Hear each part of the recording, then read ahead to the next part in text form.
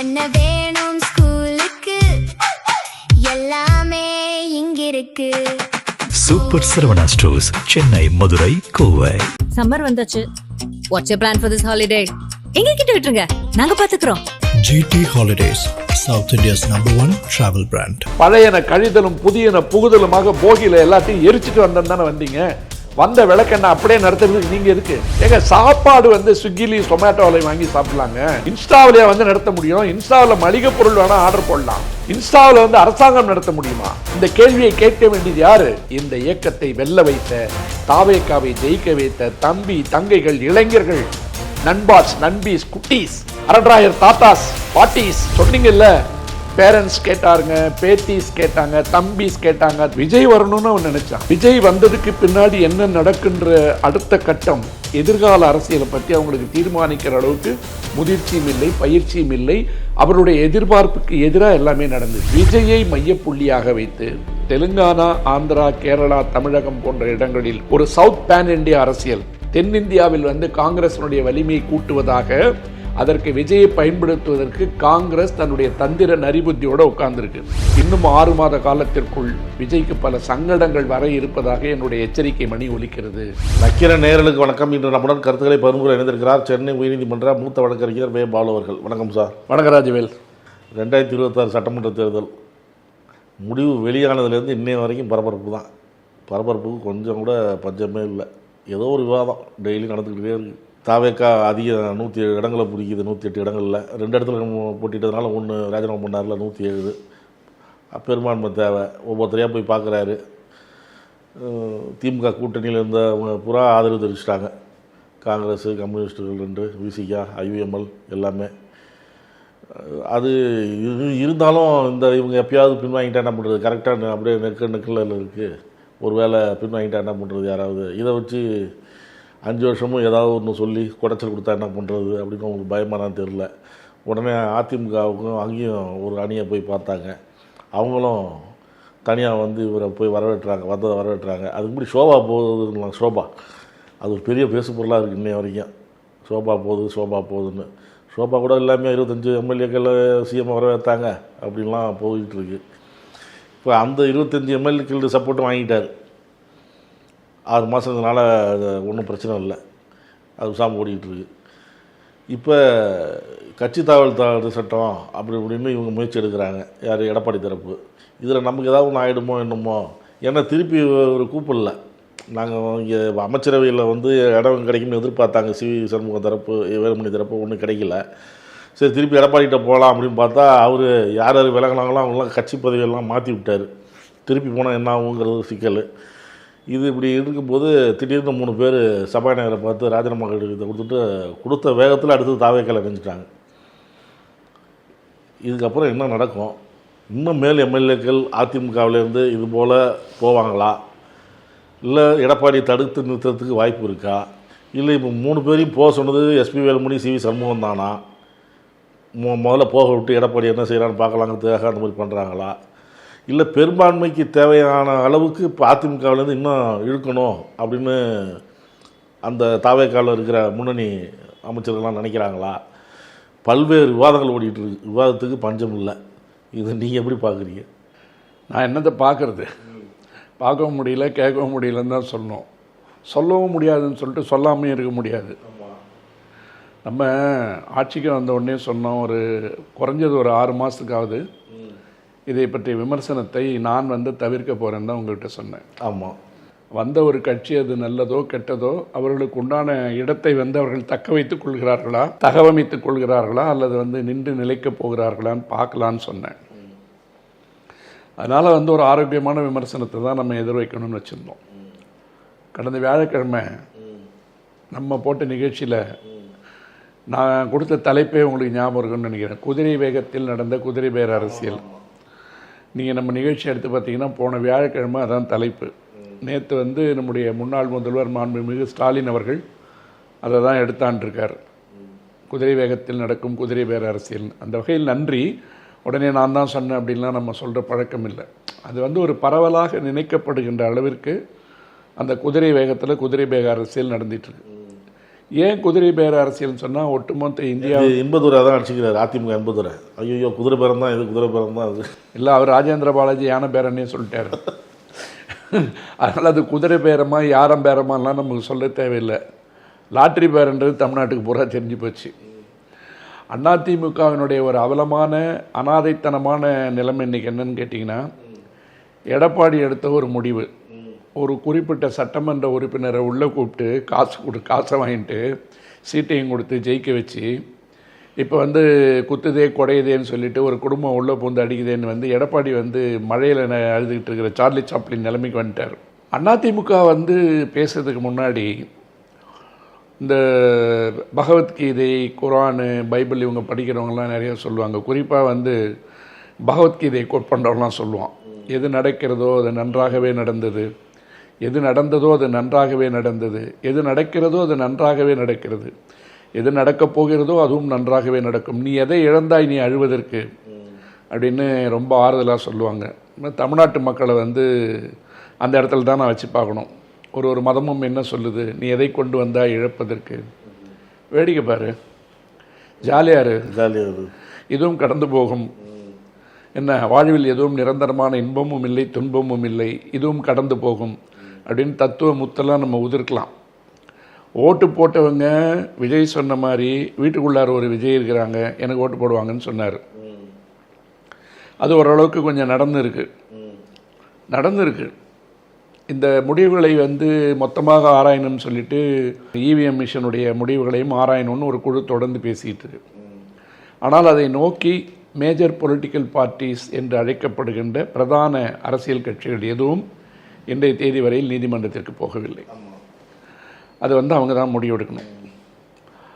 ஆனால் வந்ததுலேருந்து பரபரப்பு, நம்ம இது உள்ளர போக வேணாம் அப்படின்னு சொன்னால், நாங்கள் வந்து ஒரு மாற்று அரசியலை செய்ய போகிறோம், ஒரு வேறுபட்ட அரசியல். அதனால் நாங்கள் வந்து வெளிநாட்டிலேருந்து கப்பல் ஏறி வந்தோம், விமானம் ஏறி வந்தோம்னு கொஞ்சம் பேர் ஓட்டு போட வந்து வெளிநாட்டு குடியுரிமையை வச்சுக்கிட்டுலாம் இங்கே ஓட்டு போட்டு ஜெயிலுக்கு போயிட்டாங்க. ஆமாம், திருப்பி ஏர்போர்ட்டில் போகும்போது மாட்டிட்டாங்க. ஆமாம், இந்த ரீல்ஸ் விட்ட கும்பல், ரியலாக பேசின கும்பல்லாம் இன்றைக்கி எங்கே இருக்குன்னே தெரியல.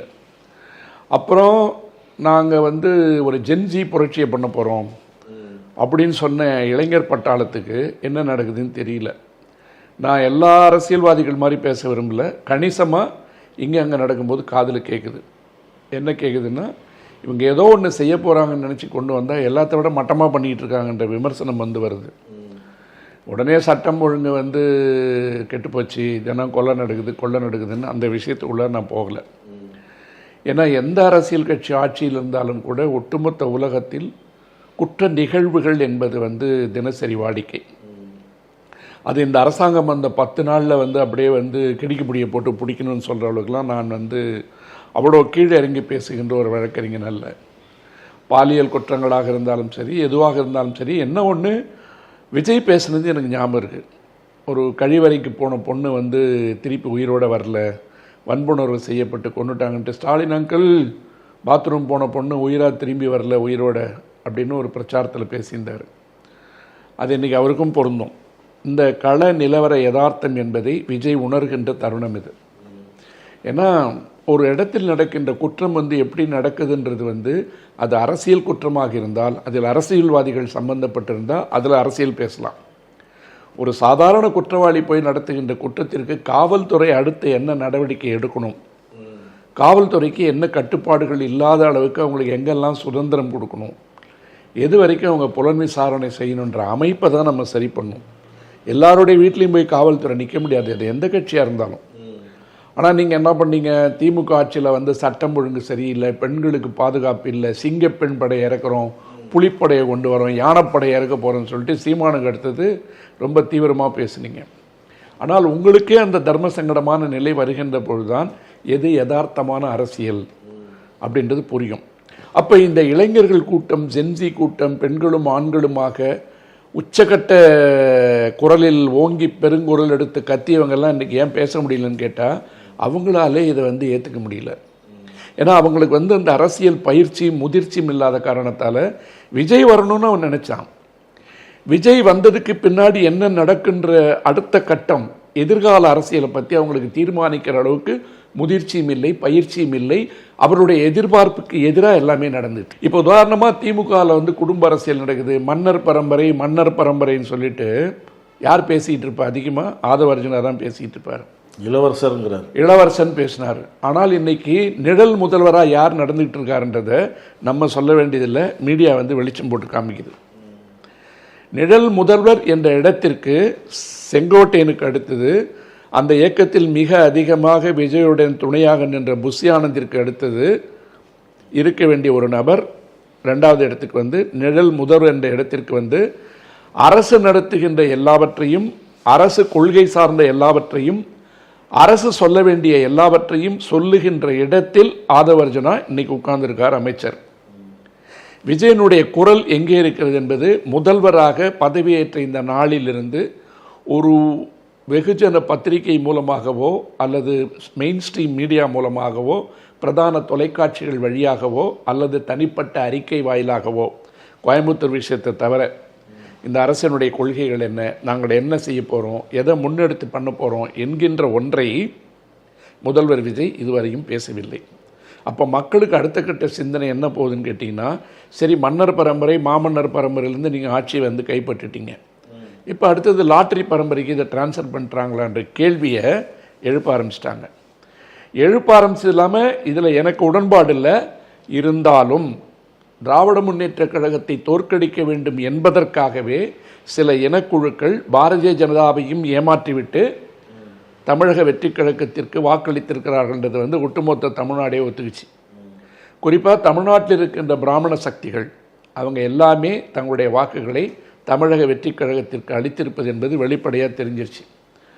இதுக்கு முன்னாடி பிஜேபி வந்து தோளில் தூக்கிட்டு இருந்தவங்களாம் கொஞ்சம் நேரம் ஓரமாக இறக்கி வச்சுருக்காங்க. இப்போது வச்சுட்டு விஜய் வந்ததுக்கு பிற்பாடு அவருடைய மத அடையாளங்கள்லாம் தோண்டிக்கிட்டு குருமூர்த்தி கும்பல் ஒரு பக்கமும் துக்ளக் கும்பல்லேருந்து ஒரு பிரிவும் பிரிஞ்சு இந்த மத அடையாளங்களை காட்டி பேச ஆரம்பிச்சிட்டாங்க.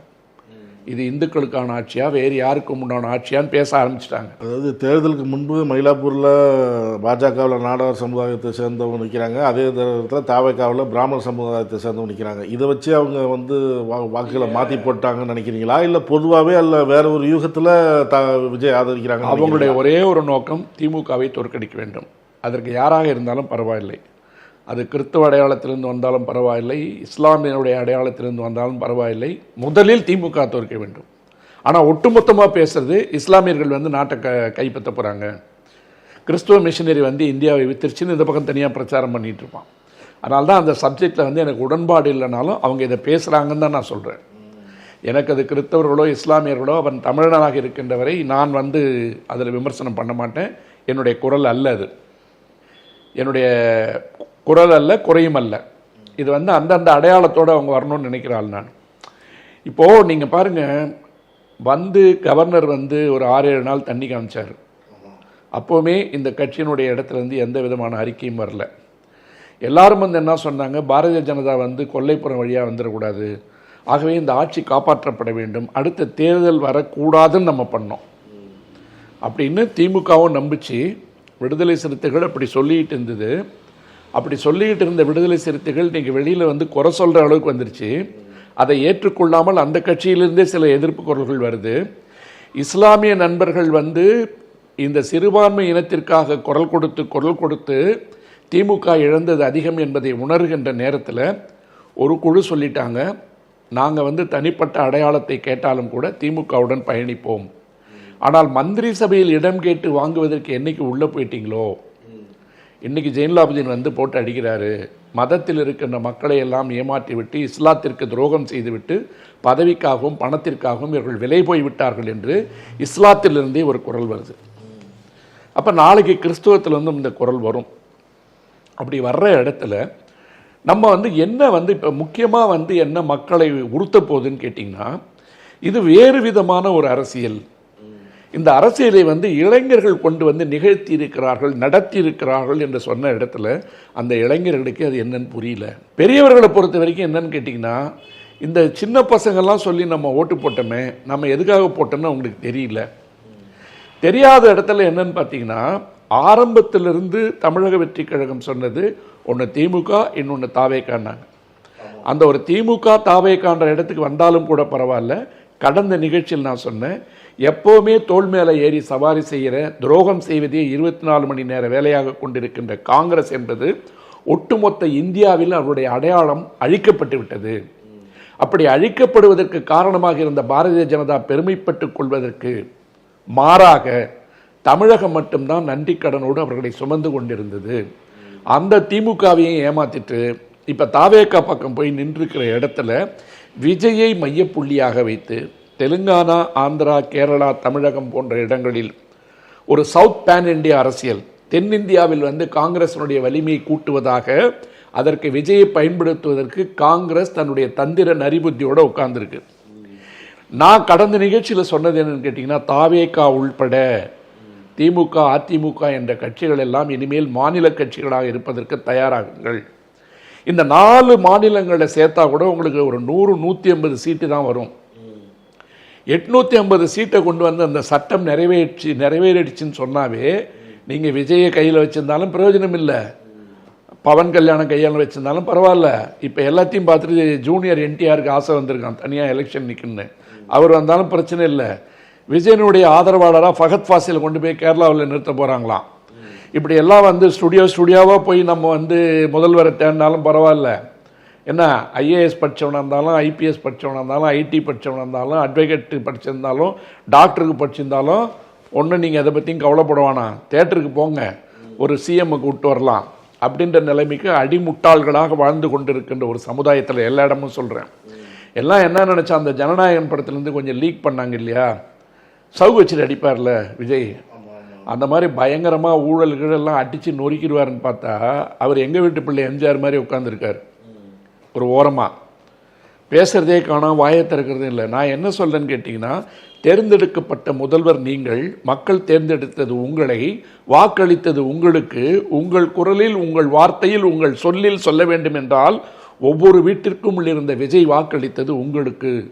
அப்போ நீங்கள் பேசாமல் உங்களுடைய நிழலாக ஒருவரை உருவாக்கி கொண்டிருக்கின்ற இந்த இடத்துல இன்னும் 6 மாத காலத்திற்குள் விஜய்க்கு பல சங்கடங்கள் வர இருப்பதாக என்னுடைய எச்சரிக்கை மணி ஒலிக்கிறது. இது வந்து அலர்ட்டு தான். அதுக்காக அந்த கட்சியில் குழப்பம் வரணும், புண்ணாக்கு நடக்கணும், இதெல்லாம் என்னுடைய நோக்கமே இல்லை. உங்கள் கட்சியை காப்பாற்றிக்க வேண்டியது உங்கள் பொறுப்பு. ஏன்னா இப்போவே வந்து செங்கோட்டையன் போன்ற மூத்த உறுப்பினர்களுக்கு, வெகு காலமாக விஜயோடு பயணித்து கொண்டிருக்கின்ற புஷி ஆனந்த் போன்றவர்களுக்கு தாங்கள் எந்த நிலையில் எந்த இடத்தில் நிறுத்தப்பட்டிருக்கிறோம் என்ற உணர்வும் உறுத்தலும் அவங்ககிட்ட பதவி வந்திருக்கு. இந்த பதவி வச்சிருக்கும் போது நமக்கு இது வந்து எந்த அளவிற்கு பயன்படும், யார் நம்மை மீறி நம்மை ஆளப்போகிறார்கள் அப்படின்ற அச்சம் வரும்போது ஒரு இடமும் ஒரு குழு வரும். அப்ப படை தலைவனாக நின்று இந்த போரையே வென்றிருப்பதாக காட்டிக் கொண்டிருக்கின்ற படை தளபதியாக தன்னை நினைத்து கொண்டிருக்கின்ற விஜய் என்பதை, தான் முதல்வர் என்பதை முதலில் உணர வேண்டும். முதல்வனுக்கு இன்னொரு முதல்வன் வேண்டுமா என்பதை அவர்தான் சிந்திக்க வேண்டும். அப்படி சிந்திக்கிற இடத்துல பார்த்தீங்கன்னா, ஆதவ அர்ஜுனா தான் டெய்லி ப்ரெஸ் மீட் நடத்துகிறாரு, அவர் தான் நிழல் முதல்வரான்ற கேள்வியெல்லாம் முதல்ல அவங்க தொண்டர்கள் கேட்ட பிற்பாடு தான் நம்ம வெளியிலேருந்து விமர்சனம் பண்ணோம். ஏன்னா அவங்க தொண்டர்களுக்கு வந்து அது ஏற்புடையதான கருத்து இருந்ததுன்னா நமக்கு வேலை இருக்குது. ஆனால் பொது வாழ்க்கை, பொது சம்பந்தப்பட்ட செய்திகள் என்று வருகின்ற பொழுது முதல்வருடைய குரல் என்ன, முதல்வருடைய பதில் என்ன, முதல்வருடைய நிலை என்ன? இப்போ ஆட்சிக்கு வந்தது பிற்பாடு ஒன்றிய அரசோட எல்லா விதத்திலையும் ஒத்துழைச்சி போகிறோம். இப்போது அதுக்கு அடுத்தது சின்ன சின்ன விஷயங்கள் வருது. அதாவது வரும்போது பாட்டிலுக்கு 10 ரூபா, பாட்டிலுக்கு 10 ரூபான்னு பாட்டு பண்ணீங்க. அந்த 10 ரூபா இன்னும் கண்டினியூ ஆகுது. இதில் பெரிய வேடிக்கை என்னன்னு கேட்டிங்கன்னா, இந்த பாட்டிலுக்கு 10 ரூபான்றது எவ்வளவு கேவலமான விமர்சனமாக வைத்து திமுகவை இவர்கள், குறிப்பாக செந்தில் பாலாஜியை மையப்படுத்தி கேவலப்படுத்தினார்களோ அது என்னை தேதி வரைக்கும் தொடருது. அது ஏன் தொடருதுன்னு கேட்டிங்கன்னா, 2 சினிமா நடிகை வராங்க. அதில் ஒரு சினிமா நடிகை வந்து பாரதிய ஜனதா கட்சியினுடைய உறுப்பினர்னு தன்னை சொல்லிக்கிட்டு கீழ்மட்டத்திலேருந்துலாம் விஜய் வந்து அதை நோண்டி சரி பண்ணுறதுக்கு கொஞ்சம் காலம் வேணும் என்று ஒரு நடிகை வந்து பேசுது. இன்னொரு நடிகை என்ன பண்ணுது, அவரை போய் சந்திச்சுட்டு வந்துட்டு அவருக்கு இன்னும் கால அவகாசங்கள் கொடுங்க அப்படின்னு சொல்லுது. ஆனால் அவர்கள் சார்ந்திருக்கின்ற கட்சி என்கின்ற பாரதிய ஜனதா கட்சியை சார்ந்த நயனார் நாகேந்திரன் உள்பட அந்த கட்சியில் இருப்பவர்கள் கடுமையான விமர்சனங்களை வைத்து கொண்டிருக்கிறார்கள். அப்போ எல்லாமே வந்து திரைப்படம் சார்ந்த நிலைமைன்னு போகும்போது தமிழ்நாட்டுக்கு வந்து அந்த 5-6 நிலம் சொல்லுவோம் இல்லை, பாலை, குறிஞ்சி, மருதம், நெய்தல் அப்படின்னு சொல்லுவோம் இல்லை, இனிமேல் வந்து திரை சார்ந்த நிலம்னு ஒன்று பிரிச்சிடணும். புரியுதுங்களா? இந்த பாலை, குறிஞ்சி, நெய்தல், மருதம் அப்படிலாம் சொல்கிறோம் இல்லை. இப்போ திரையும் திரை சார்ந்த இடமும் தமிழ்நாடுன்னு வரும்போது இனிமேல் சினிமாவை பேஸ் பண்ணி தான் எல்லாம் நடக்கணும். இவங்க கூட்டமாக சேர்ந்துக்கிட்டால் எதை வேணாலும் நியாயப்படுத்துவாங்க, கூட்டமாக சேர்ந்துக்கிட்டால் எதை வேணால் குறை சொல்லுவாங்க. ஒரு அம்மா ஜெயிலுக்கு போணுச்சுன்னா நீதிபதியோட மனைவியே கடிதம் எழுதுவாங்க, ஐயையோ அவங்க பாவம்னு விட்டுருவாங்க. அது உயர்நீதிமன்ற நீதிபதியோட மனைவியாக இருந்தாலும் இந்த ஊரில் எவனும் பேச மாட்டான், யாரும் பேசக்கூடாது. இவர்கள் சொல்லுகின்ற நியாயத்தை கேட்டுக்கொண்டு படித்த முட்டாள்கள் வாழ்ந்துட்டு இருக்க இடத்துல நம்மலாம் பேசுகிற இடத்துல எனக்கு என்ன கவலை வருதுன்னு கேட்டிங்கன்னா, இந்த கட்சின்னு இல்லை, இப்படி வந்து கொண்டிருக்கின்ற சில கட்சிகளை பார்க்கின்ற பொழுது எந்த சித்தாந்தத்தை பின்பற்றி இனிமேல் வாழ்க்கை நடக்க போகுதுன்னு ஒரு கேள்வி வருது. அதாவது வெள்ளைக்காரனை வெளியேற்ற வேண்டும் என்ற சித்தாந்தம் தான் காங்கிரஸினுடைய போராட்டம். அது சுதந்திர வேட்கை. காங்கிரஸ் வந்ததுக்கு பிற்பாடு பல மாநிலங்களில் இந்த கட்சி சுதந்திரம் வாங்கி கொடுத்த கட்சி என்பதற்காகவே நன்றி உணர்வோடு ஒட்டுமொத்த இந்தியாவிலும் காங்கிரஸினுடைய ஆதிக்கம் நடந்துகிட்டு இருந்தது. ஆனால் அந்த காங்கிரஸிற்குள் ஊடுருவி கொண்டிருந்த ஆர்எஸ்எஸ்காரர்கள் தங்களுடைய முகமூடிகளை எல்லாம் கழட்டி வைத்துவிட்டு காங்கிரஸையே காட்டி கொடுப்பதற்கு ஒரு 50-60 வருஷம் எடுத்துக்கிட்டாங்க. அதனால்தான் காங்கிரஸ் துண்டு துண்டா உடைஞ்சு இந்தியாவில் பல கட்சிகளாக மாறிய போது அந்த கட்சியாலேயே அதை தடுக்க முடியவில்லை. காங்கிரஸிற்கு தன் மீது கட்டுப்பாடு இல்லாத காரணத்தால் தான் திரிணாமுல் காங்கிரஸ் உருவாச்சு. சரத்பவார் தனியாக போனார், ராஜசேகர் ரெட்டி தனியாக போனார். இப்படி பல மாநிலங்களில் காங்கிரஸ் தன்னுடைய தலைமை தத்துவத்தை இழந்ததற்கு காரணம் அவங்களுடைய ஒரே இடத்தில் அதிகாரத்தை வச்சுக்கிட்டு ஏறி மேய்க்கணும்னு நினைச்சது. அந்த காங்கிரஸை ஒழிக்கிறதுக்கு வந்த சித்தாந்தம் எது? பாரதிய ஜனதாவோட சித்தாந்தம். பாரதிய ஜனதாவோட சித்தாந்தம் என்ன? இந்தியா ஒரே நாடு, இந்துத்துவமாக இருக்க வேண்டிய நாடு, அரசியலமைப்பு சட்டத்தில் இருக்கின்ற அந்த மத கூறுகள் இருக்கு பாருங்க, எல்லா மதங்களுக்கும் உண்டான இதை செக்யூலார் என்கின்ற ஒன்றை தூக்கிட்டு இது இந்துக்களுக்கு உண்டான நாடும் மாற்றணுன்றது அது போராடிட்டு இருக்கு. அதனால தான் எதுக்கு எடுத்தாலும் ஜெய் ஸ்ரீராம் சொல்லிட்டு வண்டியை ஓட்டிகிட்டு இருக்காங்க.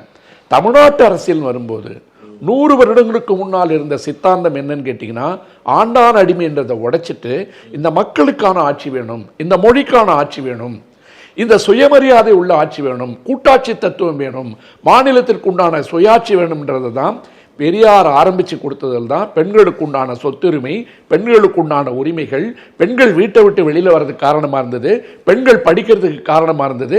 அந்த தத்துவத்தை பேசி ஒரு அரசியல் வந்தது. அந்த அரசியலை முன்னெடுத்து அண்ணா தன்னுடைய திறமை, பேச்சு திறமை, எழுத்து திறமையை கொண்டு வந்ததால் தான் அதை கலைஞர் என்பது தோளில் சுமக்க முடிஞ்சது. அவர் கொண்டு வந்த பல திட்டங்களின் மூலமாகத்தான் தமிழ்நாடு என்பது ஒரு தனிப்பட்ட மாநிலமாக மாறுச்சு அப்படின்ற அந்த சித்தாந்தத்தினுடைய தொடர்ச்சி. அதில் ஒரு பகைமை உணர்ச்சி வரும்போது இதிலிருந்து வேறுபட்ட ஒரு சித்தாந்தத்தை நான் கொண்டு வர போகிறேன்னு சொன்னது தான் எம்ஜிஆர். அதனுடைய நீட்சி, எம்ஜிஆருடைய நீட்சி ஜெயலலிதாவின் தொடர்ச்சி. ஜெயலலிதாவுடைய தொடர்ச்சி எங்கே தோல்வியாச்சுன்னு கேட்டிங்கன்னா, பழனிசாமி எனக்கு திராவிடன்னா என்னன்னே தெரியாதுன்ட்டார். திராவிடன்னா என்னன்னே தெரியாதுன்னு சொல்லிட்டு ஒட்டுமொத்த தமிழ்நாட்டிற்கு முன்னான ஒரு கட்சியை கோயம்புத்தூருக்கு மட்டும் வச்சுக்கிட்டா போதும்னு நினைச்சார். அப்படி தோற்கடிக்கப்பட்டதற்கு காரணமே என்னன்னு கேட்டிங்கன்னா, தேர்தலுக்கு முன்னாடி கூட ஓ பன்னீர்செல்வம் வரேன்னு சொன்னார், வைத்தியலிங்கம் வரேன்னு சொன்னார், சசிகலாவை எடுத்துக்கணும்னு சொன்னாங்க, டிடிவி தினகரை சேர்த்துக்கணும்னு சொன்னாங்க. முடியவே முடியாது, நான் தான் ஒப்பற்ற தலைவன்னார். அதுக்கு முன்னாடி தேர்தலில் ஐபிஎஸ்ஸை வெளியில் அனுப்புறதுக்கு காரணமாக இருந்தார். இப்போ எல்லாத்தையும் செஞ்சுட்டு இந்த தேர்தல் வருகிற நேரத்தில் இந்த சித்தாந்தத்தினுடைய தொடர்ச்சி ஏன் கட்டாவதுன்னு சொன்னோன்னா, இதற்கு எதிராக திராவிட முன்னேற்ற கழகம் ஆட்சி நடத்திய போது ஸ்டாலின் அவர்கள் அதில் எந்த இடத்திலும் ஒரு குறைபாடும் இல்லாமல் தமிழருக்கு உண்டான குரலாக பேசிக்கிட்டே இருந்தார்ன்றது இந்தியா பூரா ஒத்துக்குது. இந்தியா பூரா ஒத்துக்கிட்டதால் தான் தமிழ்நாடும் ஸ்டாலின் அவர்களும் தோற்கடிக்கப்பட வேண்டியவர். மம்தா பானர்ஜியை எப்படி தோற்கடிச்சாதான் நிம்மதியாக இருக்க முடியும்ட்டு மேற்க நினைச்சாங்களோ, தென்னாட்டை பொறுத்தவரை ஸ்டாலின் தோற்கடிக்கப்பட்டால் தான் நிம்மதியாக இருக்க முடியும் பிஜேபி முடிவு பண்ணிடுச்சு. அதனால தான் ஸ்டாலின் இஸ் டேஞ்சரஸ் தேன் கலைஞர் என்ற வார்த்தையை எச்ராஜா உபயோகப்படுத்தியது நடத்தி காட்டப்பட்டு விட்டது. அப்போ இந்த நீட்சியாக நான் சொல்லிட்டு வர்ற தொடர்ச்சியாக ஒவ்வொருத்தருக்கும் ஒரு சித்தாந்தம் இருந்தது. எதை கொண்டு வரணும், தங்க மக்களுக்கு எதை கொடுக்கணும், மக்களுக்கு உண்டானது எதை செய்யணுன்றதில் ஒரு ஆட்சிக்கு நீங்கள் பாருங்கள். காமராஜர் காலத்தில் கல்வி ஒரு சித்தாந்தமாக இருக்கும், ஊழலற்ற ஆட்சியாக இருக்கும். பின்னாடி ஊழல் குற்றச்சாட்டுகள் இல்லாத கட்சியே இல்லை, பாரதிய ஜனதா உள்பட. எலக்டோரல் பாண்டில் சுப்ரீம் கோர்ட்டு காரி துப்பி வச்சிருக்கு 8000 கோடிக்கு என்ன பண்ணுச்சுன்னு சொல்லிட்டு. அதனால் இன்றைக்கி இந்த ஊழல்கள் பேசிகிட்டு இருக்கிறதெல்லாம் வேலைக்கு ஆகுது. அதனால தான் 10 ரூபாய் பாட்டிலுக்கு கதை சொன்னேன். வந்ததுக்கு பிற்பாடு உங்களால் நிறுத்த முடியல. இன்றைக்கி டாஸ்மாக்லாம் என்ன பண்ணுறான், நீங்கள் இதில் போய் கை வைக்கிறீங்கன்னு சொல்லிட்டு கும்பலாக ஸ்ட்ரைக் பண்ண ஆரம்பிச்சிட்டான். இன்றைக்கி வந்து திருப்பூர் மாவட்டத்தில் இருக்கின்ற மொத்த கடைகளையும் கால வரையறையற்றி மூட போகிறேன்னு சொல்லியிருக்காங்க. அப்போ யாருக்கு எதிராக போராட்டம் நடத்துகிறாங்க, உடனே தூண்டி விடுவாங்கன்னு சொல்லுவீங்க. இப்படிப்பட்ட கலவரமான சூழலில் எந்த விதமான சித்தாந்தம், அரசியல் பயிற்சி, அரசியல் முதிர்ச்சி, இந்த தமிழ் மண்ணுக்கு என்ன செய்ய போகிறேன் என்ற கொள்கை கோட்பாடு எதுவுமே இல்லாமல், மக்களுக்காக எந்த விதமான உழைப்பையுமே போடாமல் 11 வருடங்களுக்கு மேலாக ரசிகர் மன்றம் நடத்தி கொண்டிருந்த ஒரு தனி நபருடைய செல்வாக்கு இன்னைக்கு ஆட்சியாக மாறி இருக்கு. இந்த ஆட்சியாக மாறின உடனே நான் சொன்ன மாதிரி ஒரு சாட்டை எடுத்துகிட்டு அடிக்க போகிறார், ஜனநாயகன் படத்தில் வந்த மாதிரி சொன்னாங்க இல்லை, இவரே எங்கள் வீட்டு பிள்ளை எம்ஜிஆர் மாதிரி உட்கார வச்சுட்டாங்க. ஸ்டாலினுக்கு சொல்லுவாங்கல்ல, அவரை பார்த்தாவே பாவமாக இருக்குது, என்ன செய்யுதுன்னே தெரியாமல் உட்காந்துருக்காருன்னு. அந்த இடத்துக்கு இப்போ விஜய் வந்து உட்கார்ந்துருக்காரு. இவ்வளோ கூத்தில் நீங்கள் கேட்டதுக்கு இப்போ தான் நான் வரேன். அப்போது சித்தாந்தம் பேசிக்கொண்டிருந்த ஒரு கட்சி தன்னுடைய நிலைப்பாட்டில் உறுதியாக இல்லை. அதிமுக இன்னொரு தேதி சொல்லலாம். இப்போது ஒரு கட்சி, ஒரு மக்கள் வந்து எதுக்கு ஓட்டு போட்டான்? இந்த 3 பேர் போனதை பற்றி நீங்கள் பேசுகிறீங்க. இந்த 3 பேர் போன இடத்துலையுமே தாவேக்கா அந்த இடத்துல தோத்துருக்குல்ல. ஆமாம், இவங்க 3 பேர் தானே ஜெயிச்சிருக்காங்க. 10,000 ஜெயிச்சாங்க. ஆனால் தாவேக்கா அந்த இடத்துல தோத்துருக்குல்ல. அப்போ அது தாவேக்காவிற்கு அளிக்கப்பட்ட வாக்கு அல்ல, தாவேக்காவிற்கு எதிராக அளிக்கப்பட்ட வாக்கு, திமுகவிற்கும் எதிராக அளிக்கப்பட்ட வாக்கு. சரிதானா? எம்ஜிஆருடைய கட்சி வந்து எங்களுக்கு வேணும்னு நினைக்கிறதுக்கு, எம்ஜிஆருடைய தோழமை எங்ககிட்ட தான் இருக்குன்னு ஆதவர்ஜனா சொல்கிறத நிரூபிக்கிறதுக்கு நீங்கள் என்ன பண்ணுறீங்கன்னு கேட்டிங்கன்னா, இது வரைக்கும் நீங்கள் சொன்ன புஷ்பா சோஃபா வச்சு மற்ற இடத்துக்கெலாம் போனீங்க. உங்களுடைய அறுதி பெரும்பான்மையை நீங்கள் நிரூபிச்சிட்டீங்க. இன்னும் 6 மாதத்துக்கு உங்களை டச் பண்ண போகிறது இல்லைன்னு தெரிஞ்சு போச்சு. தெரிஞ்சதுக்கு பின்னாடி எடப்பாடி பழனிசாமி சபாநாயகரிடம் கொடுத்த புகார் என்பது இன்னும் 2-3 நாளைக்குள்ளே முடிவெடுக்கணும். புகார் கொடுத்த ஒரு 15 நாளைக்குள்ளே முடிவெடுக்கணும். சபாநாயகர் என்ன சொல்லிட்டு இருக்காரு, நான் எடுக்கப் போகின்ற முடிவை ஒட்டுமொத்த இந்தியாவையே விவாதிக்கும், அந்த அளவிற்கு நியூட்ராலிட்டி உள்ள ஒரு ரிப்போர்ட், அதாவது நடுநிலைமையான காலக்கெடு இல்லைங்கிறாரு, நடுநிலைமையான ஒரு ரிப்போர்ட்டை கொடுக்கணும். ஒரு 15 நாளைக்குள்ளே சொல்ல வேண்டியது ஒரு கடமை இல்லையா? காலக்கெடு இல்லைன்னு சொன்னால் அப்புறம் அவங்கெல்லாம் கோர்ட்டுக்கு போவாங்க, அது கோர்ட்டு முடிவு பண்ணிட்டோம். 15 நாட்களுக்குள் கொடுக்க வேண்டிய நிலைமையில் இன்னைக்கு கூட டைம்ஸ் ஆஃப் இந்தியாவில் போட்டிருக்கு, இன்னும் 3 நாட்கள் இருக்கின்ற இந்த நிலைமையில் இந்த அதிரடி மாற்றம் வந்திருக்குன்னு சொல்கிறாங்க. இப்போ நம்ம எல்லாத்தையும் விட்டுருவோம். இந்த 3 தொகுதிகளில் வாக்களிச்சிருக்கான்ல இந்த மக்கள் வந்து முதல்ல முட்டாளான்னு ஒரு கேள்வி இருக்குது. 2வது யாருக்கு ஓட்டு போட்டான்னு இருக்குது. 3வது ரெப்ரசன்டேஷன் ஆஃப் பீப்புள் ஆக்ட் என்று மக்கள் பிரதிநிதித்துவ சட்டத்தின்படி பிரிவு 151A, அந்த பிரிவின்படி, எந்த பிரிவின்படி பார்த்தீங்கன்னாலும் மறுதேர்தல் அதுக்கு உண்டான டைம் பற்றி தான் சொல்லுதே ஒழிய இந்த மாதிரி ராத்திரியாக ஓடி போகிற குதிரை பேரம் பற்றிலாம் அந்த சட்டத்தில் எந்த இடமும் இல்லை. ஆனால் அரசியலமைப்பு சட்டத்தினுடைய பிரிவு 109 அதனுடைய உட்பிரிவு 3B அதில் போய் பார்த்தீங்கன்னா, எந்த சட்டமன்ற உறுப்பினர் தனது பதவியை ராஜினாமா செய்தாலும், அதிலிருந்து விலகுவதாக ஒரு கடிதம் கொடுத்தாலும், அந்த கடிதம் என்பது அவருடைய கைப்பட எழுதப்பட்ட கடிதமாக இருக்க வேண்டும். அப்படி எழுதப்பட்ட கடிதத்தில் அதற்குண்டான காரணங்கள் சொல்லப்பட வேண்டும். அப்படி சொல்லப்பட்ட காரணங்கள் என்பது தன்னிச்சையாக அவர்களே வந்து விரும்பி கொடுத்தார்களா என்பதை பார்க்க வேண்டும். அதனுடைய ஜென்யூனிட்டி என்று சொல்லப்படுகின்ற உண்மைத்தன்மையை அறிய வேண்டும். அல்லது அதற்கு பின்னால் அரசியல் காரணங்கள் ஏதாவது இருக்கிறதா என்பதை ஆராய வேண்டும். அது குறித்து சபாநாயகர் ஒரு விசாரணையை நடத்த வேண்டும். அந்த விசாரணையை நடத்துகின்ற போது இது எந்த இடத்துலையுமே மேண்டேட்டட் இல்லை, ஷெல் இல்லை. ஷெல்லுன்னா கண்டிப்பாக செய்யணும்னு அர்த்தம், அதில் மெயின் தான் இருக்குது. ஆனால் மாண்புகளையும் மரபுகளையும் காப்பாற்ற வேண்டிய சபாநாயகர் அது குறித்து விசாரணை நடத்தி, விசாரணைக்கு பின்னால் அந்த விசாரணை அறிக்கை அவருக்கு திருப்தியாக இருந்தால் மட்டுமே ராஜினாமா கடிதத்தை ஏற்கனவே சொல்லிட்டு அரசியலமைப்பு சட்டம் சொல்லுது. இந்த அரசியலமைப்பு சட்டத்துக்கு ஏதாவது ஒரு மரியாதை இருக்கா? ஏதாவது ஒரு மரியாதை இருக்கா? உப்பு போட்டு சோறு தின்ற மக்கள் வந்து என்ன நினைக்கணும்னு கேட்டிங்கன்னா, ஒரு கட்டத்தில் வந்து முதல்வராக வர வேண்டிய விஜயே சொல்கிறாரு, ஓட்டுக்கு காசு கொடுத்தா வாங்கி பாக்கெட்டில் வச்சிங்க, வாங்கி வச்சுட்டு விசில் எடுத்து அவங்க காதலை ஊதுங்க, காசை வாங்கிட்டு ஓட்டு போடுங்கன்னு சொல்கிறார். சொன்னாரா இல்லையா பிரச்சாரத்தை? அப்போது அதிமுக காசு கொடுத்ததுன்னு நீங்கள் சொன்னீங்க, திமுக காசு கொடுத்ததுன்னு சொன்னீங்க. ஆனால் அவங்க ரிசைன் பண்ணிட்டு இப்போ வெளில வந்துட்டான்ல. இந்த 4 தொகுதி ஏற்கனவே இருக்குது. இன்றைக்கி வந்து இசைக்கு சுப்பையா வெளியில் வர போகிறாருனாங்க 5, இன்னும் எத்தனை பேர் வரப்போகிறாங்கன்னு தெரியல. 6 மாதத்துக்குள்ளே இடைத்தேர்தல் நடத்தணும். அந்த 6 மாதத்துக்குள்ளே இடைத்தேர்தல் நடத்தணும்னு சொல்லும்போது ஒரு தொகுதிக்கு ஒரு தேர்தல் நடத்துறதுக்கு எலெக்ஷன் கமிஷனுக்கு அரசாங்கம் செலவு பண்ணுகின்ற பணம் என்பது எத்தனை கோடி? இப்ப 25 பேர் ராஜினாமா பண்ணிட்டாங்க. ராஜவேல் தாவேக்காவுக்கு ஆதரவா பண்ணிட்டாங்கன்னு வச்சுங்க. 25 பேர் ராஜினாமா பண்ண பிற்பாடு தாவேக்காவினுடைய வேட்பாளர்களாகவே அவர்கள் தேர்தலில் நின்று வாக்கை பெற்று வென்று மறுபடியும் வந்து அவங்க மந்திரி ஆகட்டும், சட்டசபை உறுப்பினராக என்ன வேணா ஆகட்டும், 25 தொகுதிக்கும் தேர்தல் கமிஷன் இந்தியா என்கின்ற நாடு செலவு பண்ண போற பணம் எத்தனை கோடி? இது அரசாங்கத்தினுடைய பணம் தானே, இது மக்கள் பணம் தானே. என்னடா நேற்று ஜெயிக்கிறீங்க, வேற ஒரு கட்சி வேற ஒரு கொடியோட போறீங்க, ஜெயிச்சுட்டு வந்து 3வது நாள் வந்து நீங்க குதிரை பேரம் கிடையாது, யானை பேரம் கிடையாது, தொகுதி மக்களுடைய நலனுக்காக நாங்க போறோன்றீங்க. கேட்டீங்கன்னா அதிமுக இருக்கும்போது பாண்டியராஜன் போனாரு, அருண் பாண்டியன் போனாரு, சுந்தரராஜன் போனாரு, பழைய கதையை எடுத்து பேசுறீங்க. நான் என்ன சொல்றேன், இந்த கதையெல்லாம் நடக்கக்கூடாது. நாங்க புது ட்ரெஸ்ஸோட காக்கி பேண்ட் வெள்ளை சட்டையோட வந்திருக்கிறோம், கருப்பு கோட்டு போட்டு வந்திருக்கோம், அப்படி தானே வந்தீங்க. வேட்டி கூட கட்ட மாட்டோம், அந்த அரசியலெல்லாம் ஓரம் கட்டிட்டோம், பழையன கழிதலும் புதியன புகுதலுமாக போகியில எல்லாத்தையும் எரிச்சிட்டு வந்தேன்னு தானே வந்தீங்க. வந்த விளக்கெண்ண அப்படியே நடத்துறதுக்கு நீங்க இருக்கு. எத்தனை கோடி இதை யார் கொடுக்கறது? இந்த பொதுமக்கள் இருக்கான்ல, பொதுமக்கள் வந்து ஏன் சிந்திக்காம வச்சிருக்கேன்னு கேட்டீங்கன்னா, அவனுக்கு எது தேவையோ அதை வந்து பம்ப் பண்ணிக்கிட்டே இருக்கும்.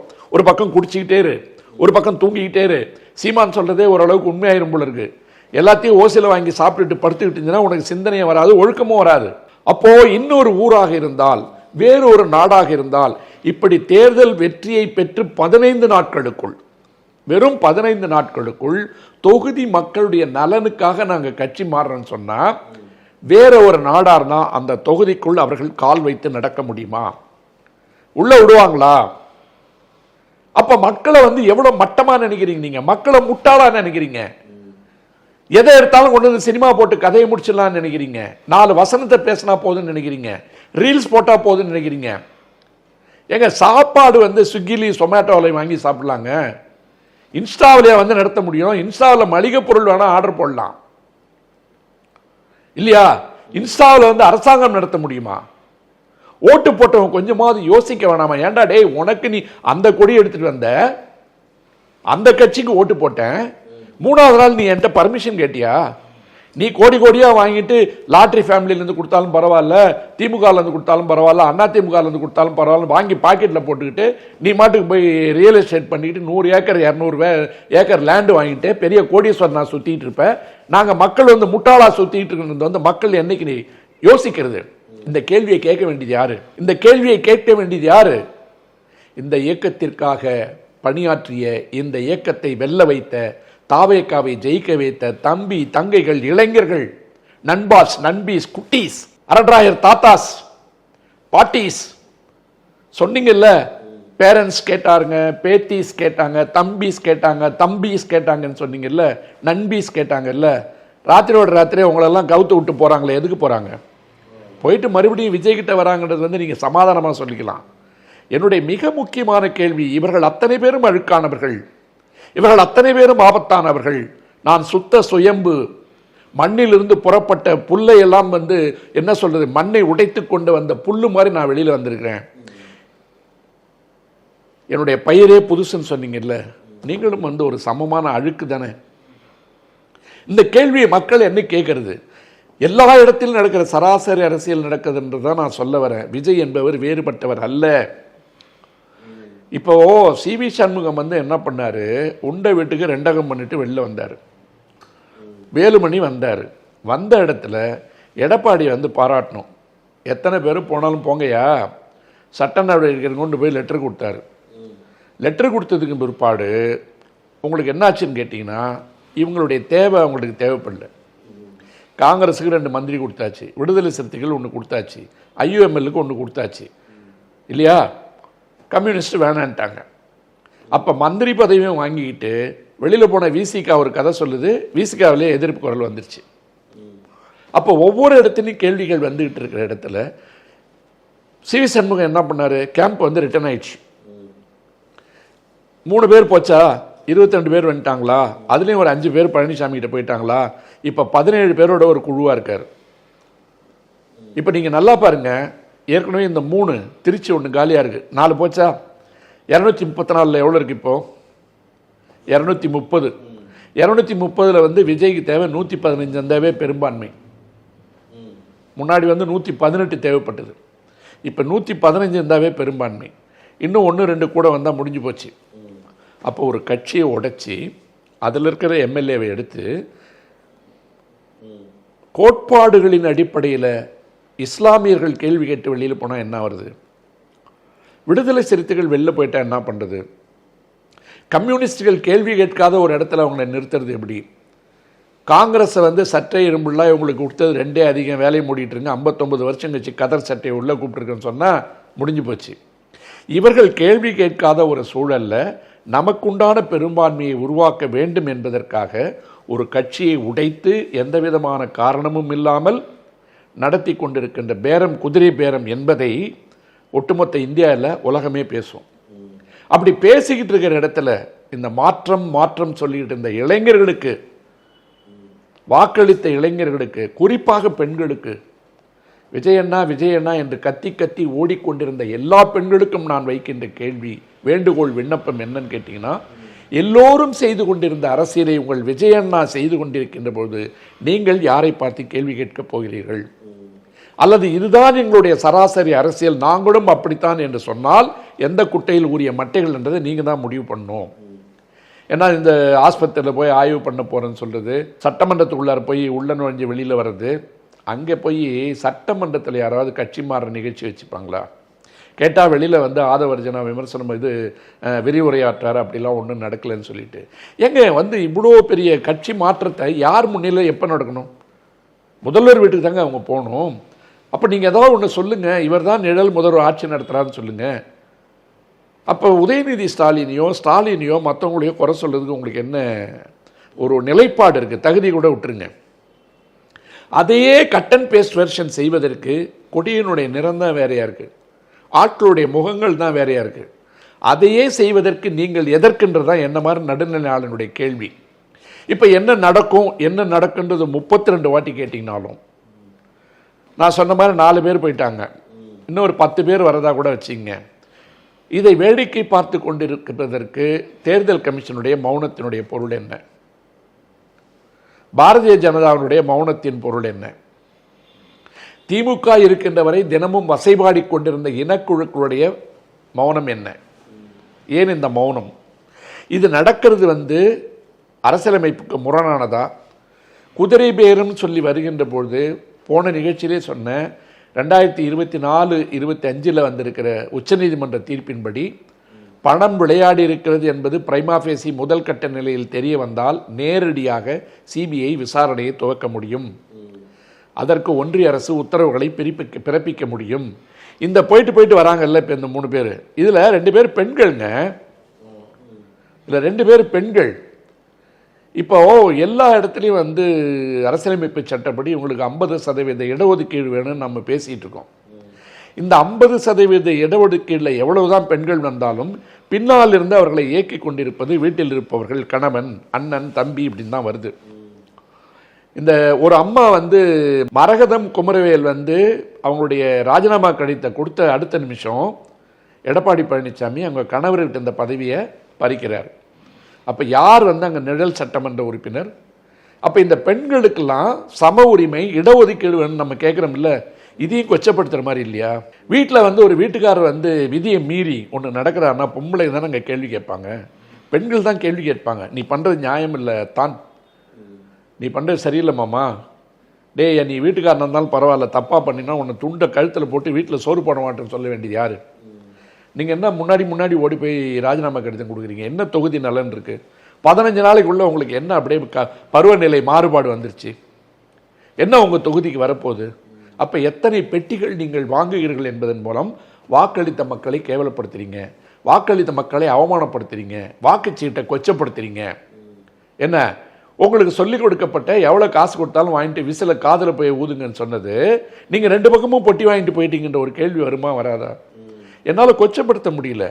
அதாவது நம்ம உட்கார்ந்து பார்க்கும்போது, இந்த நாட்டோட நிலைமையை பார்க்கும்போது, இங்கே படித்தவர்களுக்கு எந்த வேலையும் இல்லைன்னு எனக்கு தோணுது. படித்தவன் வந்து இந்த சமுதாயத்தில் எந்த இடத்துக்கு முன்னாடி வரமாட்டான்னு தோணுது. சரி, படித்தவனை தான் கொண்டு அந்த அரசியல் வச்சு அவன் சராசரி அரசியல்வாதியாக மாறிடுறான். அந்த சராசரி அரசியல்வாதி படித்தவன் இருந்து மேலே வரணும்னு நினச்சா அவன்கிட்ட மக்கள்கிட்ட அங்கீகாரம் இல்லை. அவனுக்கு ஒரு கவர்ச்சி தேவைப்படுது, அதுக்கு ஒரு திரை தேவைப்படுது. ஒன்று சின்ன திரையை தேவைப்படுது, இல்லைன்னா பெரிய திரை தேவைப்படுது. இதனுடைய நீட்சியாகவே நம்முடைய நாடு போயிட்டு இருக்கும்போது பார்த்தீங்கன்னா என்னைக்கு நம்ம எழுந்து வர போகிறோம்? ஏற்கனவே நம்ம பெருமை பேசிகிட்டு இருக்கோம். இந்தியாவில் வளர்ந்த மாநிலம், நாங்கள் தான் வந்து பெரிய மாநிலம், படித்தவர்கள் அறிவுள்ள மாநிலம், அகநானூறு புறநானூறு எதை சொல்லிட்டு சுயமரியாதை, கற்பு, கண்ணகி, மாதவி எதை பற்றி பேசினாலும் அறிவு கெட்டவர்களாக, முட்டாள்களாக, கேள்வி கேட்க தெரியாதவர்களாக, தேர்ந்தெடுக்கப்பட்ட 3வது நாள் வெளியே போகின்றவர்களை பார்த்து வெளியே நிறுத்தி வைத்து கேள்வி கேட்க துணியற்றவர்களாக, மௌனத்தின் சாட்சியாக வாழுகின்ற நடைப்பிணங்களாக மாற வேண்டிய கட்டாயத்தில் தான் நம்முடைய தினசரி வாழ்க்கை போயிட்டே இருக்கு. அப்படி தினசரி வாழ்க்கை போயிட்டு இருக்கிற இடத்துல உங்களெல்லாம் லீஸ் எடுக்கிறான்னு சொல்கிறேன்ல, குத்தகை எடுக்கிறான்ல, அந்த மாதிரி நம்மளை யாரோ வந்து குத்தகை எடுத்துட்டு இருக்கான். நான் 20 வருஷத்துக்கு முன்னாடி எழுதின ஏதோ ஒரு தேர்தல் வரும்போது, வருகிறார்கள் தோழர்களே, வந்தவர்களே வருகிறார்கள், நேற்று அவர்களோடு வந்த இவர்களும் இவர்களோடு வந்த அவர்களும், இன்று இவர்களோடு அவர்களும் அவர்களோடு இவர்களுமாக வந்தவர்களே வருகிறார்கள், மீண்டும் வருகிறார்கள், கொடிகள் வேறு கோஷம் வேறு, கொள்ளை ஒன்று தான் எழுதினேன் 20-25 வருஷத்துக்கு முன்னாடி. அதுதான் நடந்துட்டு இருக்கு. அப்படி நடந்துட்டு இருக்கிற நிலைமையில் அரசியலமைப்பு சட்டமும் வேடிக்கை பார்த்துட்டு இருக்கு, சபாநாயகரும் வேடிக்கை பார்த்துட்டு இருக்காரு. கோர்ட்டுக்கு போனால் 3-4 வருஷம் ஆகுன்றது எல்லாருக்கும் தெரியும். அதுக்குள்ள ஆட்சி முடிஞ்சு போகும், அதுக்குள்ளே ஆட்சி முடிஞ்சிடும். ஆனால் அதுக்குள்ளேயாவது இவர் கற்றுப்பாரான்னு பார்த்தீங்கன்னா, வந்த 10-15 நாளைக்குள்ளார டிஃபென்ஸ் எடுத்துகிட்டு வந்தார், வெள்ளத்துண்டை எடுத்துட்டாரு, காரை அவரே ஓட்டி பார்த்தாரு, அவர் காலில் அவரே நடந்தார், அவர் ஸ்பூனில் எடுத்து அவரே சாப்பிட்டாரு. ஒன்று தான் சொல்ல, அவரே தூங்கினாருங்க, அவரே எழுந்தாருங்க, அவரே குளிச்சாருங்க. இதுதான் சொல்ல. நீங்கள் என்ன கேட்கணும்? எங்கள் அண்ணன் விஜயை பேச விடுங்கள், எங்கள் அண்ணன் விஜயை ஆள விடுங்கள், அவருடைய கட்டுப்பாட்டுக்கு கீழே எல்லாத்தையும் கொண்டு வாங்க, அவருடைய கட்டளைக்கு கீழே எல்லாம் நில்லுங்க. மூளைக்கு ஒருவரா சாலைக்கு ஒருவரா நின்றுட்டு அரசாங்கத்தினுடைய தத்துவம் இது என்பதை அவருடைய முகத்தை காட்டி, அவருடைய குரலை காட்டி, அவருடைய உழைப்பை காட்டி ஓட்டு வாங்கிட்டு அவரை வீட்டில் உட்கார வச்சுட்டு நீங்கள்லாம் என்ன செய்றீங்கன்றது யோசிங்க. இதை எதிர்க்கட்சிக்காரர்கள் யோசிக்க வேண்டியது இல்லை, அதிமுக யோசிக்க வேண்டியது இல்லை. திமுக இன்னும் கொஞ்சம் காலத்திற்கு மௌனம் சாதிக்க வேண்டும் என்று நான் நினைக்கிறேன். let them get exposed. அவர்கள் தங்களை அவர்களே வெளிக்கொண்டு வரட்டும், தங்களுடைய பலவீனங்கள் என்ன என்பதை அவர்களே மக்களுக்கு காட்டட்டும். அதுவரை சற்றே அமைதியாக இருங்கள். திமுக அவசரப்படுறதுக்கு எதுவுமே இல்லை. தங்களுடைய தவறுகளின் மூலமாக தாங்கள் தவறாக இடத்திற்கு தவறுதலாக கொண்டு வரப்பட்டவர்கள் என்பதை அவர்களே சொல்லுகின்ற காலம் ஒன்று வரும். ஆனால் இந்த திராவிடம் என்ற சிந்தனை இருக்கக்கூடாது, அதனுடைய நீட்சி எதுவும் இருக்கக்கூடாது என்ற நினைத்த மத்திய அரசு அதுவே தன் தலையில் இப்போ மண்ணள்ளி போட்டுக்குச்சு. அதுவே மண்ணள்ளி போட்டுக்குச்சு. பாரதிய ஜனதாவினுடைய கள்ள மௌனத்திற்கு காரணம் அதுதான். ஆனால் அவங்க என்ன காரணத்தை எடுத்துக்கிட்டு இன்னொரு 3-4 மாதம் கழித்து வருவாங்கன்னு எனக்கு தெரியும். ஆனால் அதை நான் கோடிட்டு காட்ட இப்போதைக்கு விரும்பவில்லை. அன்றைக்கு அவர்கள் விஜய் மீது வைக்கப்பட போகின்ற குற்றச்சாட்டு என்ன என்பது எனக்கு இப்பொழுது உணர முடியும். ஆனால் அதை நான் சொல்ல விரும்பவில்லை. பொறுத்திருந்து பார்த்தா தான் அது தெரியும். சார், இப்போ அதிமுக இப்போ என்ன செய்யணும்? அதாவது மரகதம் குமரவேலு என்ன சொல்கிறாங்கன்னா, அந்த 15 நாள் ஜெயலலிதா ஆட்சியை நான் பார்த்தேன் அப்படிங்கிறாங்க. இப்போ எடப்பாடி பழனிசாமி என்ன செய்யணும்? எடப்பாடி பழனிசாமி ஒன்று கட்சி ஓரளவுக்கு அவர் கட்டுப்பாட்டில் வச்சுருந்தாருன்னா இவ்வளோ நடந்திருக்காது. சிவி சண்முகம், வேலுமணியெல்லாம் அவர் எங்கேப்படி வெளியில் விட்டார். இப்போ நிர்பந்தத்தின் காரணமாக வந்திருக்காங்க. நான் என்ன சொல்கிறேன், உங்கள் மேலே ஒரு பெரிய குற்றச்சாட்டு இருக்குது. நீங்கள் ஒரு குறிப்பிட்ட பகுதி, குறிப்பிட்ட சமூகத்துக்காக அந்த கட்சியை நடத்துகிறீங்க. அதுதான் தென் மாவட்டங்கள்லாம் ஒரு கம்ப்ளைண்ட் இருக்குது. நீங்கள் பொதுவாக என்ன சொல்கிறீங்க, ஒரு புது தலைமையை போடுங்க, அந்த தலைமையை போட்டு நீங்கள்லாம் வெளியிலேருந்து வேலை செய்யுங்க. சசிகலாவை கூப்பிடுங்க, தினகரனை கூப்பிடுங்க, ஓபி இவங்களை கூப்பிடுங்க, பெங்களூர் புகழேந்தி மாதிரி இருக்கிறவங்களாம் கூப்பிடுங்க, ஜெயக்குமார் மாதிரி ஒரு நடுநிலைமையாக இருக்கிறவர்கிட்ட ஒரு ஒப்படைங்க கட்சி தலைமையை. ஏன் நான் ஜெயக்குமார்னு சொல்கிறேன்னா, எம்ஜிஆர் காலத்தாள், ஜெயலலிதா காலத்தாள். அதே நேரத்தில் ஒரு ஒரு ஒரு மீனவர் பிரிவிலேருந்து வரார், நடுநிலைமை, அவருக்குன்னு ஒரு ட்ராக் ரெக்கார்டு இருக்குது. கேபி முனுசாமி இருக்கார். இதை மாதிரி இருக்கிறவங்க கிட்ட நீங்கள் நடுநிலைமையாக ஒரு கூட்டுக்குழுவாக ஒரு கட்சியை உருவாக்குங்க. கொஞ்ச நாளைக்கு ஒரு இடைக்கால தலைமையை வைங்க. ஜெயக்குமார் மாதிரி ஆளுங்களை நீங்கள் தலைவராக வைங்க, தப்பில்லை. உங்களை மீறி அவரெல்லாம் ஒன்றும் செய்ய முடியாது. ஒரு கட்சியை முதல்ல ஒன்றாக்குங்க. திமுக அதிமுக தாவேக்கா கூட நான் அதான் சொல்கிறேன்.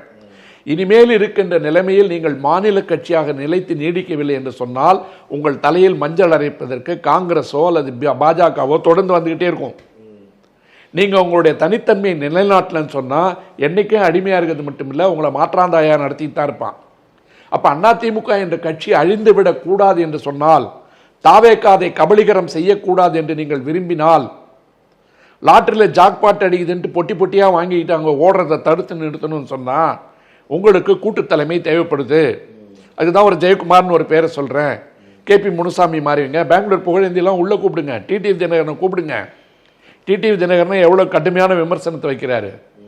அவருடைய ஒரு ஆள் போயிட்டார்ல, ஆமா, ஒருத்தர் தான் காமராஜன் ஒருத்தர் போயிட்டார்ல. அப்புறம் இது நான் என்ன சொல்றேன், ஒரு கட்சி ஒரு தலைமை அவங்க தேர்தல் ஆணையத்துக்கு அங்கீகாரம் கொடுத்து ஒரு சின்னத்தை கொடுத்து செலவு பண்ணி உங்களை ஜெயிக்க வைப்பாங்க. ஜெயிச்சு மறுநாள் ராத்திரி பொட்டி பதவி வருதுன்னா நீங்க மாறி போயிருவீங்க. இதை தடுக்க வேண்டிய கட்டாயம் தேர்தல் கமிஷன் கூட இல்லைங்க, மக்கள்கிட்ட தான் இருக்கு. மக்கள் என்னைக்காவது இனிமேல் எழுந்து பேசணும், அல்லது ஒரு மௌன புரட்சியாவது வரணும். விஜய்க்கு ஓட்டு போட்டதை நீங்க மௌன புரட்சின்னு நீங்க சொன்னீங்கன்னா இது என்ன வெங்காய புரட்சி? இப்போ என்ன புரட்சி? இப்ப இந்த கேள்வியை யார் கேட்கணும்? அண்ணா நீங்க அப்படி பார்த்தீங்கன்னா கவர்னர் கூப்பிடாதப்ப மொத்தம் 106 பேர் ரிசைன் பண்ணிருக்கணும்.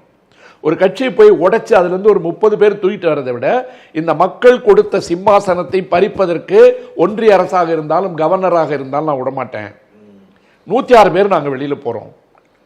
வெளியில போற பிற்பாடு தேர்தல் வைங்க. அதே நான் சொன்னேன் இல்லை, இன்னைக்கு இருக்கிற ட்ரெண்ட்ல உங்களுக்கு 150 170 சீட்டு கூட வந்திருப்பதற்கு வாய்ப்புகள் இருக்கு. அப்படி நீங்க வந்தீங்கன்னா தான் மக்கள் முதல்வனாக இருக்க முடியும். இல்லைன்னா உட்காந்து குதிரையை வாங்கலாமா, யானையை வாங்கலாமா, பூனையை வாங்கலாமான்னு சொல்லிட்டு வியாபாரம் செய்து கொண்டிருப்பதற்கே உங்களுக்கு பல நாள் போயிடும். அப்ப நீங்க இன்னும் வந்திருக்க புதுசா ஒரு கடை, அரசியல் கடை, அதை வேற மாதிரி சொல்லணும். கடை அப்புறம் கடை அப்படிதான் போய் முடியும். அப்ப நீங்க எந்த விதத்தில் வேறுபட்டவர்கள்? இது நான் இந்த மாநிலத்திற்கு விஜய்க்கு தாவேக்காகனே கேட்கல, ஒட்டுமொத்த இந்தியாவினுடைய அரசியல் சரித்திரம்னே அப்படி போயிட்டு இருந்தனா கடைசி வரைக்கும் மக்கள் முட்டாளாவே இருப்பான். அவன் கேள்வியே கேட்கக்கூடாது. அவன் கேள்வி கேட்கின்ற ஒரு நாள் ஒன்று வந்தால் அது வேறு விதமாக போய் முடிவதற்குண்டான ஆபத்துகள் இருக்கிறதுக்கு தான் இப்படி பேசிட்டு இருக்கேன். எனக்கு இன்னைக்கு அவங்க ஜெயிச்சு வந்தாங்க, நான் பெரிய விமர்சனம் பண்ண மாட்டேன்னு தான் நான் மறுபடியும் சொல்றேன்.